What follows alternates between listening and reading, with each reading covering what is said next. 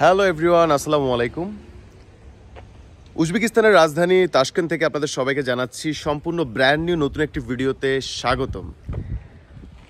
So আমরা এসেছি already 2 দিন হয়ে গিয়েছে, কিন্তু এখন পর্যন্ত আপনাদেরকে কোনো আপডেট দিতে পারিনি। অনেকেই নক দিচ্ছেন কি অবস্থা, কেমন আছি, কোথায় আছি।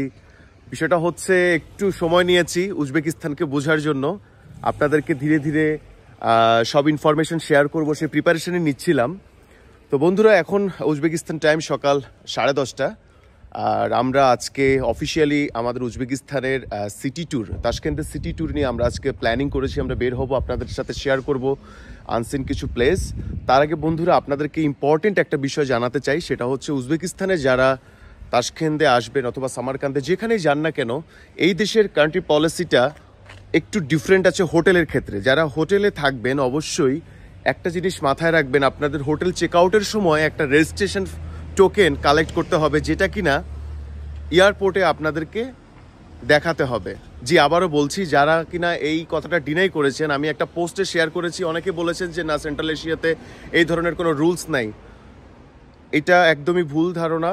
আমি আপনাদেরকে আবারও বলছি, সতর্ক করে দিচ্ছি, এটা এখানে খুবই রেস্ট্রিক্টেড। এবং অলরেডি আমার চেনা একজন গতকালকে কথা হয়েছে, তাদেরকে বাংলা টাকায় 17,000 টাকা ফাইন করেছে, অলমোস্ট 18 লাখ সোম। এয়ারপোর্টে তাদেরকে যেতে হয় নাই, 72 ঘন্টা পার হয়ে যাওয়ার পরেই তাদের সিম নাম্বার ট্র্যাকিং করে পুলিশ তাদের হোটেলে চলে এসেছে অ্যান্ড তাদেরকে সরাসরি থানায় নিয়ে গিয়ে থানার ভিতরেই তাদের পাসপোর্ট ডিপার্টমেন্টে সেই পাসপোর্টের মধ্যে, তার বাংলাদেশি পাসপোর্টের মধ্যে সিল করে দিয়েছে যে সে ফাইনের আওতায় চলে এসেছে। কেন?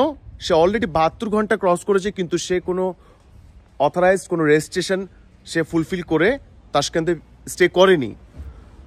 সো আপনাকে 72 ঘন্টা পর্যন্ত ফ্রি দেওয়া হবে। এরপরে যদি আপনি কোথাও রেজিস্ট্রেশন না করেন, আপনি যদি কোনো অথেন্টিক হোটেলে না থাকেন, সেক্ষেত্রে কিন্তু আপনার প্রবলেম হবে, যেহেতু আপনি ট্যুরিস্ট ভিসে এসেছেন। যারা ট্যুরিস্ট ভিসে আসবেন অবশ্যই এটা মাথায় রাখবেন। সো বন্ধুরা, এই হচ্ছে অ্যালার্মিং একটা বিষয়, যেটা অনেকেরই জানা নাই। আর এর বাইরে আসলে এটা কি আসলে ট্রাভেল ফ্রেন্ডলি কান্ট্রি কিনা, ট্যুরিস্ট বান্ধব দেশ কিনা, এটা একটা কমন কোশ্চেন সবাই জিজ্ঞেস করছেন। যেমন খাওয়ার বিষয়টা নিয়ে অনেকে একটু কনফিউজড, খাবার দাবারের ব্যাপারটা কি হবে না হবে, এটা আসলে বলা একটু ডিফিকাল্ট। এক একজনের খাওয়ার রুচি এক এক রকম, স্টাইল এক এক রকম। আমরা যারা ডাল ভাতে অভ্যস্ত, মাছে ভাতে অভ্যস্ত, আমাদের আসলে এদের যে ফুড, এটা ভালো লাগবে না। হ্যাঁ, এরা ড্রাই ফুড খেতে পছন্দ করে, এদের এখানে ভাত ডাল নাই। সো আপনারা যখনই আসবেন ওইভাবে প্রিপারেশান নিয়ে আসবেন। আমি এটা নিয়ে বিস্তারিত আরেকটি ভিডিওতে বলবো। তবে এখানে কিছু আপনার সুপার শপ আছে, যেখান থেকে আপনি ব্রেড, মিল্ক এগুলো কালেক্ট করতে পারবেন, ফ্রুটস নিতে পারবেন, এগুলো খেতে পারবেন। এই হচ্ছে গিয়ে খাওয়ার ব্যবস্থা। আর যে মেইন কোর্স, সেটা হচ্ছে আপনার দুপুরের এবং রাতের যে খাবারটা, সেটা আপনি বিরিয়ানি, পোলাও, এদের এখানে ট্রেডিশনাল খুব, এটা দিয়ে আপনারা কাটিয়ে দিতে পারবেন। যারা 2-3 দিনের জন্য, 4-5 দিনের জন্য আসবেন, তারা মোটামুটি বেঁচে যাবেন। কিন্তু যারা একটু লং টাইম আসবেন, তাদের খাবার নিয়ে একটু কনসার্ন হতে হবে। তারা এমন হোটেল চয়েস করবেন যেখানে রান্নাবান্নার ব্যবস্থা আছে, রান্না করে নিজেরা খেতে পারবেন। সো আর একটা বিষয়, সেটা হচ্ছে কোথায় থাকবেন। দেখুন, বিভিন্ন প্রাইজের হোটেল আছে। ধরেন আপনি মিনিমাম বাজেট যদি $20 করেন পার নাইট, তাহলে আপনি একটা স্ট্যান্ডার্ড রুমে থাকতে পারবেন। $15 রুম আছে, কিন্তু এত একটা সুবিধাজনক না।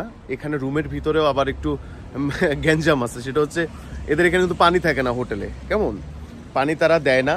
কিছু কিছু হোটেলে তো আপনার আরও অনেক কিছুই দেয় না। যাক, এগুলো নাই বলি, নেগেটিভ কথাবার্তা বলা যাবে না। আপনারা ওঠার আগে অবশ্যই চেক করে নেবেন কি আছে না আছে।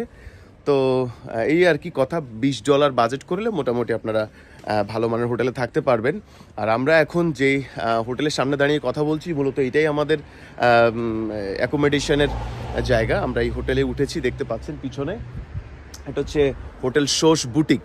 এখান থেকে আপনি যে কোনো দিকে মুভ করতে পারবেন খুব ইজিলি। একদম তাশকেন্দের যেই জায়গাটায় হোটেল এরিয়া, মোটেল এরিয়া, আমাদের সবাই আমরা এখানেই উঠেছি।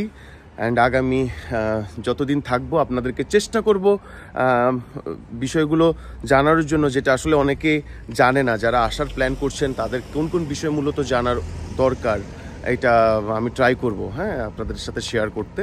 এখানে গাড়ি ভাড়াটা সস্তা, তাছাড়া আর বাকি সব কিছু মোটামুটি এক্সপেন্সিভ বলা চলে। ঠিক আছে।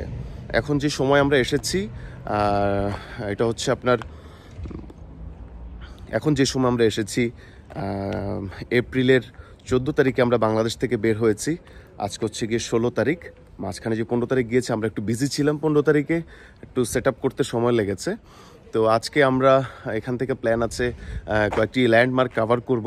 তো ইনশাল্লাহ আপনাদেরকে সেগুলো দেখাবো, সাথেই থাকবেন বন্ধুরা। আশা করি